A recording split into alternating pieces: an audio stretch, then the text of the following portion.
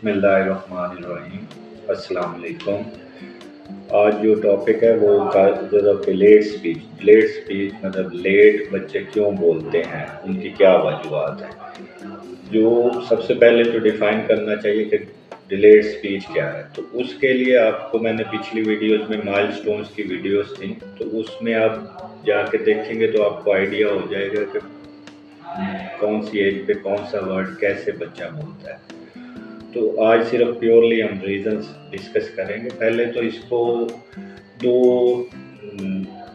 तरह के डिविजन्स में मैंने डिवाइड किया है। एक तो है कि एनाटॉमिकल काजेज हो सकती हैं, मतलब कोई बनावटी मसला हो सकता है, उसमें कोई टंग टाई जिसको तनवा कहते हैं वो हो सकता है, क्लेफ्ट लिप हो सकता है,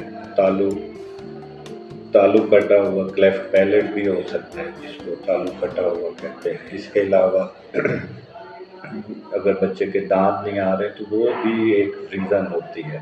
इसके अलावा कोई चेहरे की या हमारी स्कल की कोई अबनॉर्मेलिटीज हो तो वो भी काजेज ऑफ डिलेड स्पीच में आता है। इसके अलावा जैसे हमारे टॉन्सिल होते हैं, ऐसे एडिनॉइड्स भी एक होते हैं, अगर वो बड़े होंगे तो वो रीज़न भी डिलेड स्पीच की आती है।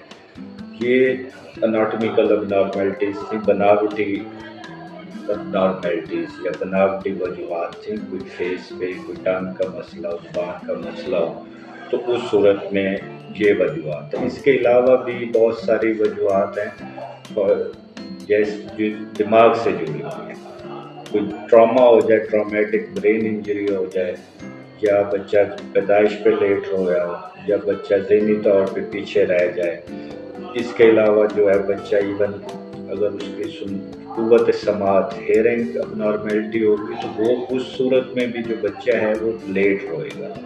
इसके अलावा बिहेवियरल डिसऑर्डर्स होते हैं। बिहेवियरल डिसऑर्डर्स में ऑटिज़म आ जाता है, hyper activity attention deficit disorder आता है। इसके अलावा एनवायरमेंटल फैक्टर्स होते हैं। बाद का घर में बच्चे नहीं होते, पेरेंट्स बिजी होते हैं, बच्चे जो हैं गैजेट्स में बिजी रहते हैं और वो कम्युनिकेट नहीं कर रहे होते। तो ये सारी रीजंस जो हैं बच्चे की डिलेड स्पीच की रीज़न है, देर से बोलने की वजूहत हैं। तो इनमें से अगर आपका बच्चा टाइमली जो है बोल नहीं रहा तो आप अपने डॉक्टर से फ़ौरन रब्ता करें। शुक्रिया।